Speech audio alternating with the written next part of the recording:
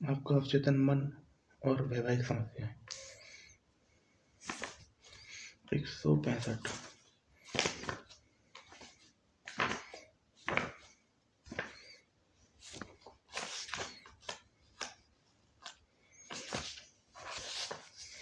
आपका अवचेतन मन और वैवाहिक समस्याएं। सभी वैवाहिक समस्याएं मन की कार्यविधि और शक्तियों को सही तरह से समझ नहीं पाने के कारण पैदा होती है। सही बात है। सभी समस्याएं, नॉट वैवाहिक समस्याएं, मन की कार्यविधि और शक्तियों को नहीं समझ पाने के कारण पैदा होती है। अगर पति और पत्नी दोनों के मस्तिष्क के नियम का सही प्रयोग करें तो उनके बीच संघर्ष गायब हो जाएगा। अगर पति और पत्नी दोनों मस्तिष्क का नियम का प्रयोग करते तो उनका जीवन ऐसे कटेगा कि जैसे बहुत सुंदर। एक साथ प्रार्थना करेंगे तो एक साथ बने रहेंगे। ठीक है। दैवीय आदर्शों का मनन, जीवन के नियमों का अध्ययन, साझे उद्देश्य व योजना पर आपसी सहमति और व्यक्तिगत स्वतंत्रता का आनंद सामंजस्यपूर्ण वैवाहिक जीवन प्रदान करता है और तथा दो व्यक्तियों को एक कर देता है। देखो, साथ प्रार्थना करेंगे, साथ रहेंगे। दैवीय आदर्शों का मनन, जीवन के नियमों का अध्ययन, साझे उद्देश्य या योजना पर आपसी सहमति, ये तब होगा। व्यक्तिगत स्वतंत्रता, पर्सनल स्पेस भी मिलेगा आपको, है ना। और आप एक भी हो जाओगे और आपको पर्सनल स्पेस में मिलेगा। कितना बेहतरीन होगा। तलाक को रोकने का सबसे अच्छा समय शादी से पहले है। किसी बुरी स्थिति से बाहर निकलने के फैसले में कोई गलत बात नहीं है, लेकिन पहली बात तो यह है कि बुरी स्थिति में पड़ना ही क्यों। तलाक चाहिए तो तलाक का रोकने का सबसे अच्छा समय है शादी से पहले। परंतु अगर आपको किसी बुरी स्थिति से बाहर निकलना कोई गलत बात नहीं है, पर बुरी स्थिति में पड़ना ही क्यों है ब्रदर, क्यों पड़ना है। क्या यह बेहतर नहीं होगा कि वैवाहिक समस्याओं के असली कारण पर ध्यान देते समय मामले की जड़ तक पहुंचा जाए। क्या ये बेहतर नहीं होगा कि आप जो वैवाहिक समस्याएं हैं उस पर ध्यान दे रहे हो तो उसकी जड़ तक पहुंचो कि ये समस्या उत्पन्न क्यों हो रही है। वैवाहिक दुख, विवाद, अलगाव और तलाक की समस्या महिला पुरुष की बाकी समस्याओं से अलग नहीं है। ये सब बाकी समस्याओं से एक जैसी हैं। इनके बारे में यह भी कहा जा सकता है कि यह समस्याएं उनके चेतन अवचेतन मन की कार्यविधि तथा आपसी संबंधों की नासमझी के कारण होती है। इस दुनिया में जितनी भी समस्याएं हैं ना, वो चेतन अवचेतन मन की कार्यविधि ना समझने जाने के कारण हो सकती है, होती है। व्यक्ति को ध्यान सिखाओ और ये किताब पढ़ाओ, ध्यान सिखाओ और ये किताब पढ़ाओ, ध्यान सिखाओ और ये किताब पढ़ाओ। बहुत मतलब उसके जीवन का रूपांतरण हो जाएगा और दुनिया का रूपांतरण हो जाएगा। विवाह का अर्थ, वास्तविक बनने के लिए हर विवाह की शुरुआत ठोस आध्यात्मिक नींव से होनी चाहिए। आध्यात्मिक नींव, जहाँ अध्यात्म होगा वहाँ शांति होगी, सुख होगी, समृद्धि होगी, मजा आ जाएगा यार, मजा आ जाएगा। अगर आपके दिल में अध्यात्म है, आपके दिल में प्रेम है, तो आप हवा में उड़ोगे। आपको ऐसा लगेगा कि ओए होए पुष्प पुष्प पुष्प पुष्प पुष्प पुष्प पुष्पराज। ये दिल में होना चाहिए क्योंकि दिल प्रेम से भरा होता है। ये दिल से होना चाहिए क्योंकि दिल प्रेम से भरा होता है। सही बात है। ईमानदारी, सच्चाई, दयालुता और सत्यनिष्ठा सभी प्रेम के पहलू हैं। दोनों ही जीवन साथी को एक दूसरे के प्रति पूरी तरह ईमानदार, सच्चा रहना चाहिए। अगर कोई व्यक्ति अपने गौरव को बढ़ाने या किसी महिला की दौलत या सामाजिक प्रतिष्ठा में हिस्सा पाने के लिए उससे शादी करता है तो यह विवाह सच्चा नहीं होगा। मैं एक सिंपल सी बात बोलता हूँ, अगर कोई व्यक्ति दौलत को बढ़ाने के लिए, अपनी सामाजिक प्रतिष्ठा को बढ़ाने के लिए शादी करता है ना, तो उस व्यक्ति को ना एक काम करना चाहिए, एक दौलत का पैमाना सेट करना चाहिए कि बस इतनी दौलत मेरे लिए बहुत है। अगर इससे ज़्यादा कोई मुझे ऑफर करेगा तो मैं नहीं जाऊँगा। या सामाजिक प्रतिष्ठा कि मैं इस लेवल पर पहुँच जाऊँ, जैसे एमएलए की लड़की, एमपी की लड़की, मंत्री की लड़की, इस लेवल पर पहुँच जाऊँ तो अच्छा रहेगा, तो ठीक है। नहीं तो अगर जैसे एमएलए की लड़की चुन ली तो एमपी की लड़की देख कर, तो एमपी देख के मुझे इनसिक्योरिटी नहीं होगी, मुझे ये नहीं होगा क्लासमेट का पति हो जाता है। ये सब नहीं होना चाहिए, है ना। यह ईमानदारी और सच्चे प्रेम की कमी का संकेत है। और हर विवाह इस तरह का विवाह मजाक, धोखा और नाटक है। सही बात है। अगर कोई औरत कहती है मैं काम करते करते थक चुकी हूँ, मैं सुरक्षा की खातिर शादी करना चाहती हूँ, तो उसका मूल आधार ही गलत है। सही बात है। शादी प्रेम से होनी चाहिए। वह मस्तिष्क के नियम को सही तरह से प्रयोग नहीं कर रही है। उसकी सुरक्षा चेतन अवचेतन मन के अंतर संबंध और ज्ञान के प्रयोग पर निर्भर करती है। अगर कोई व्यक्ति सामाजिक प्रतिष्ठा, दौलत या सुरक्षा के लिए विवाह करता है तो वह वो गलत काम कर रहा है। मतलब वो गलत जगह हाथ डाल रहा है। भैया ये सब इससे नहीं मिलेगा। अंदर चेतन अवचेतन मन की कार्यविधि समझो, उससे सब मिल जाएगा। अगर कोई महिला या पुरुष इस पुस्तक के अध्याय में बताई गई तकनीकों पर अमल करे तो उसे दौलत या सेहत की कभी कमी नहीं होगी। सही बात है। उसकी दौलत उसके पति, उसके माता पिता या किसी अन्य स्रोत की बजाय अपने आप आएगी। महिला सेहत, शांति, खुशी, प्रेरणा, मार्गदर्शन, प्रेम, दौलत, सुख, सुरक्षा या दुनिया की किसी भी अन्य चीज के लिए अपने पति पर निर्भर नहीं है। बिल्कुल करेक्ट बात है। उसे सुरक्षा और मानसिक शांति तो अपने भीतर की शक्तियों के ज्ञान और अपने मस्तिष्क के नियमों के सतत संरचनात्मक प्रयोग से मिलती है। सही बात है। उसे सुरक्षा, मानसिक शांति तो अपने भीतर की शक्तियों के ज्ञान और अपने मस्तिष्क के नियमों के सतत संरचनात्मक प्रयोग से मिलती है। आदर्श पति को कैसे आकर्षित करें? अगर आप में इससे पहले के अध्याय पढ़ लिए हैं तो आप जान चुकी होंगी कि अवचेतन मन कैसे काम करता है। आप जानती हैं कि इस पर जो छाप छोड़ेंगी वह बाहरी जगत में साकार हो जाएगी। इसी समय आप अपने अवचेतन मन पर उन गुणों, लक्षणों की छाप छोड़ें जो आप किसी पुरुष में चाहती हैं। यहाँ उत्कृष्ट तकनीक दी जा रही है। रात को कुर्सी पर बैठ जाएं, आंखें बंद कर लें, स्थिर हो जाएं, शरीर को पूरी तरह ढीला छोड़ दें। बहुत शांत, निष्क्रिय और ग्रहणशील बन जाएं। बहुत शांत, निष्क्रिय और ग्रहणशील बन जाएं, मतलब ग्रहण करो। अपने अवचेतन मन से बात करें और कहें, मैं अब ऐसे पुरुष को आकर्षित कर रही हूँ जो ईमानदार, सच्चा, वफादार, निष्ठावान, शांत, खुश और समृद्ध है। जिन गुणों की मैं प्रशंसा करती हूँ वह मेरे अवचेतन मन में इसी समय उतर रहे हैं। मैं जिन गुणों को चाहती हूँ वह मेरे अवचेतन मन में उतर रहे हैं, है ना। इन गुणों पर विचार करते करते वे मेरा हिस्सा बन जाते हैं और अवचेतन रूप से साकार हो जाते हैं।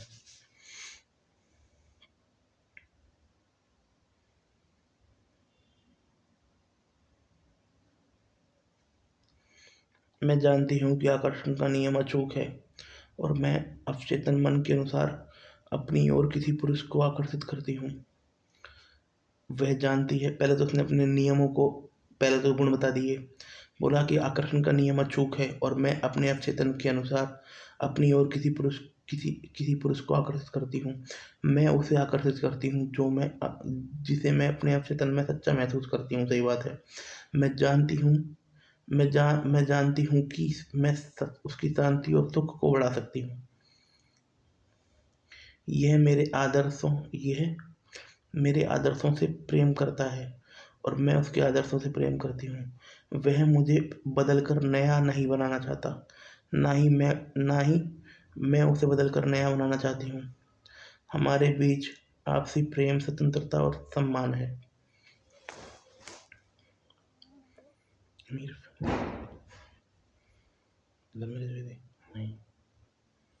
आपकी गलती है भाई। ये तो फोल्डर में मेरे होना चाहिए, कि ना, तो तुमने देख लिया।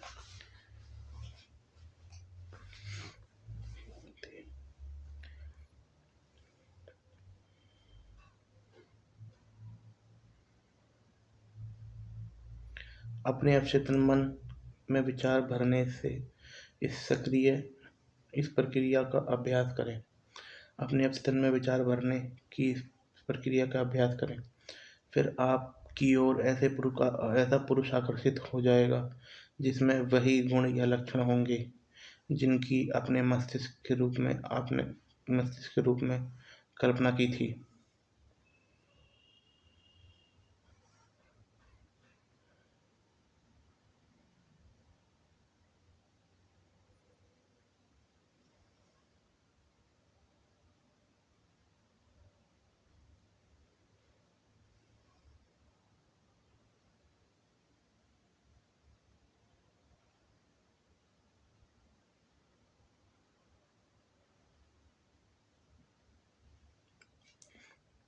अपने अवचेतन मन में विचार भरने की इस प्रक्रिया का अभ्यास करें।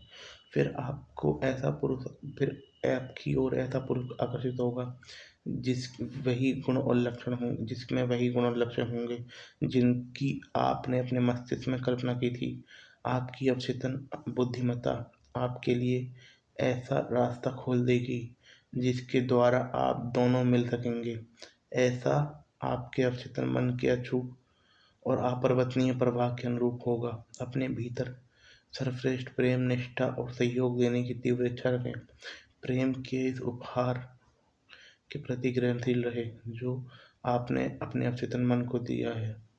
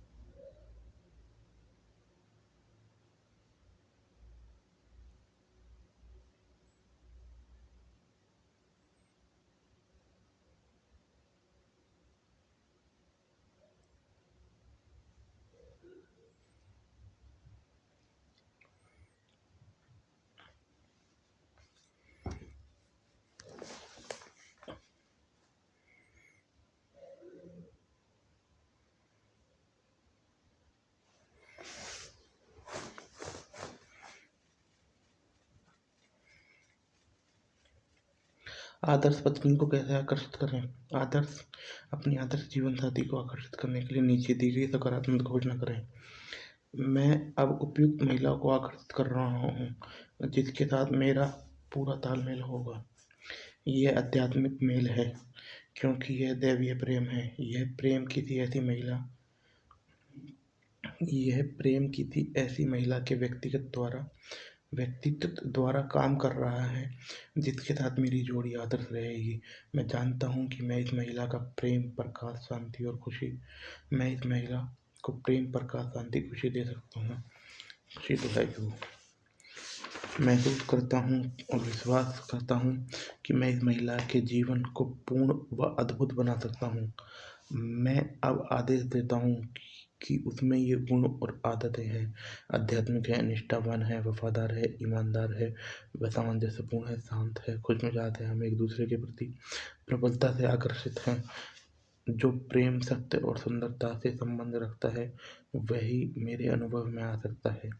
मैं अब अपने आदर्श जीवन साथी को स्वीकार करता हूँ। जब आप शांति और गहरी रुचि से उन गुणों और लक्षणों के बारे में सोचेंगे जिन्हें आप अपने चाहे जीवन साथी में पसंद करते हैं, तो आप अपनी मानसिकता में आप अपनी मानसिकता को उसका मानसिक तुल्य बना लेंगे। फिर आपके अवचेतन मन का अधिक गहरा प्रभाव आप दोनों के दैवीय विधान के तहत आप एक साथ ले आएगा। तीसरी गलती की कोई जरूरत नहीं। शीला भी कई सालों से प्रशासक के पद पर काम कर रही थी। हाल ही में उसने मुझे बताया कि मैं 3 लोगों से शादी कर चुकी हूँ और तीनों ही निष्क्रिय और दब्बू थे। वो निर्णय लेने तथा हर चीज को चलाने के लिए मुझ पर निर्भर थे। मेरी तरफ ऐसे ही लोग क्यों आकर्षित होते हैं? मैंने उनसे पूछा कि क्या दूसरी शादी करने से पहले वह जानती थी कि उसके होने वाला पति पहले पति जैसे चरित्र था? जाहिर है नहीं। उसने जोर देकर कहा, अगर मैं पहले से जानती होती कि वह इतना दब्बू है तो मैं उससे शादी ही नहीं करती। यह मेरे तीसरे पति के साथ हुआ। दिक्कत उस आदमियों में नहीं थी जिसने शीला से शादी की थी। दिक्कत तो उनके अपने व्यक्तित्व की बनावट में थी।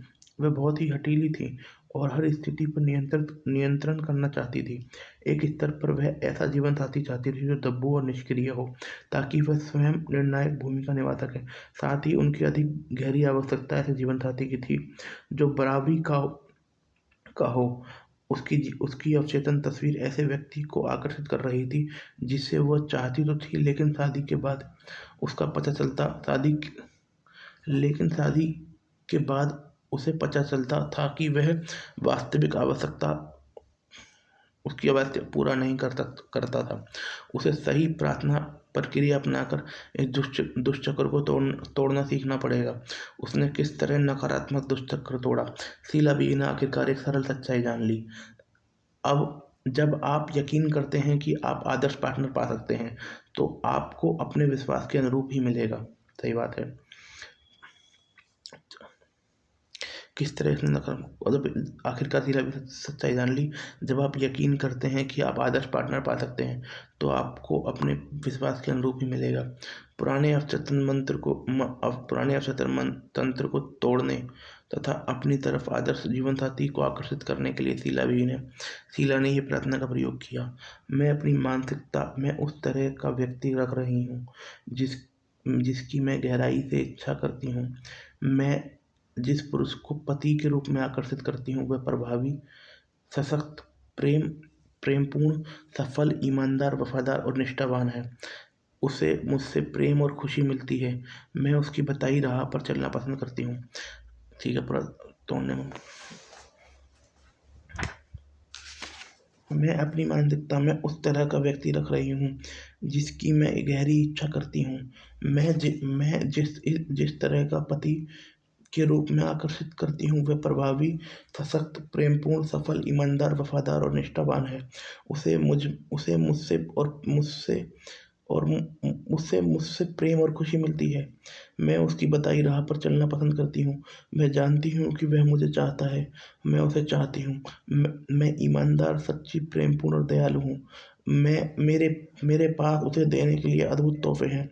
सद्भावना, खुशमिजाज दिल और स्वस्थ शरीर। वह भी मुझे यही तोहफे देता है। यह साझा है। यह साझा मैं देती और पाती हूँ। दैवीय ज्ञान जानता है कि वह पुरुष कहाँ है, और मेरे अवचेतन मन की अधिक गहरी बुद्धिमत्ता हम दोनों को अपने तरीके से करीब ला रही है। हम एक दूसरे को देखते ही तत्काल पहचान लेंगे। मैं इस आग्रह मैं यह आग्रह अवचेतन मन के हवाले कर रही हूँ, जो जानता है कि इस आग्रह को कैसे पूरा करना है। मैं आदर्श जवाब के लिए धन्यवाद देती हूँ। उसने उसने इस तरीके को हर दिन प्रार्थना की, सुबह उठते ही, रात में सोते समय। उसने इस विश्वास के साथ इन सच्चाइयों की सकारात्मक घोषणा की कि मस्तिष्क के बार-बार दोहराने पर उसके मानसिक संतुल्य तक पहुँच जाएगी, जिसे वह चाहती थी। उसकी प्रार्थना का जवाब। कई महीने गुजर रहे थे। शीला डेटिंग करती रही और सामाजिक उत्सवों में भी गई, लेकिन वह जिन व्यक्तियों से मिली, उनमें से कोई भी ऐसा नहीं लगा जिसकी उसे तलाश थी। वह सोचने लगी, वह कहीं उसकी तलाश तो अधूरी नहीं रह जाएगी। उसने पाया कि वह खुद से सवाल कर रही है, डामाडोल हो रही है, शंका कर रही है, ढुलमुल हो रही है।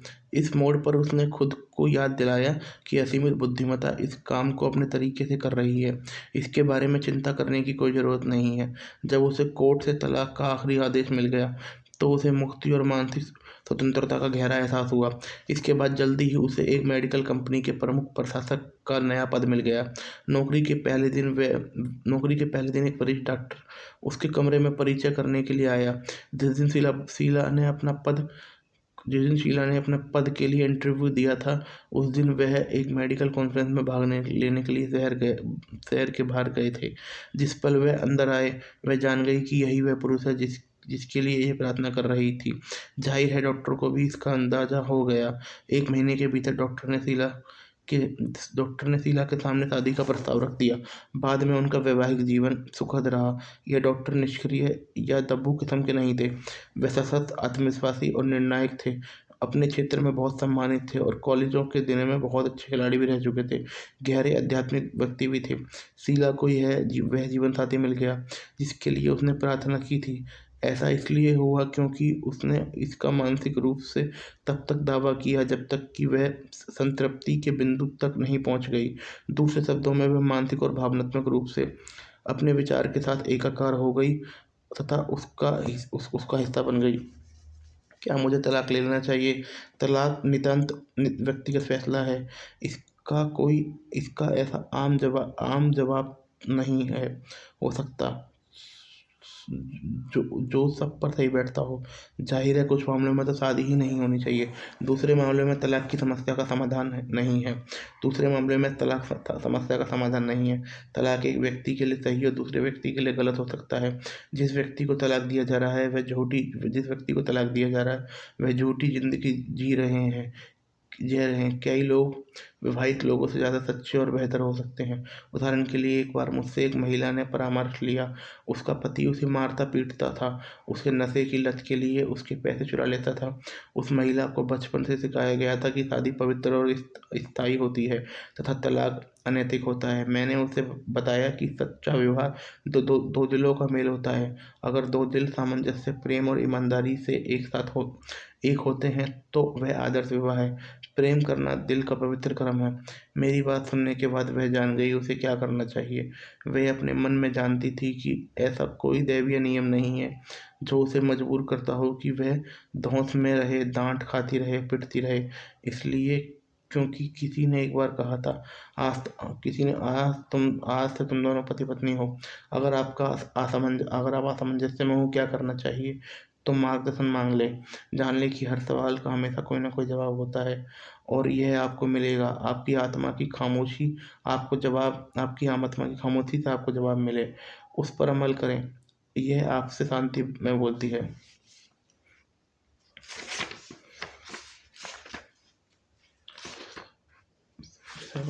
ये कितने पढ़ लिए मैंने?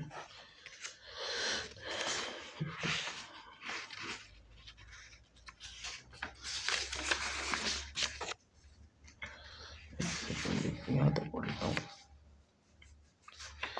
नहीं, बहुत हो गया। धन्यवाद।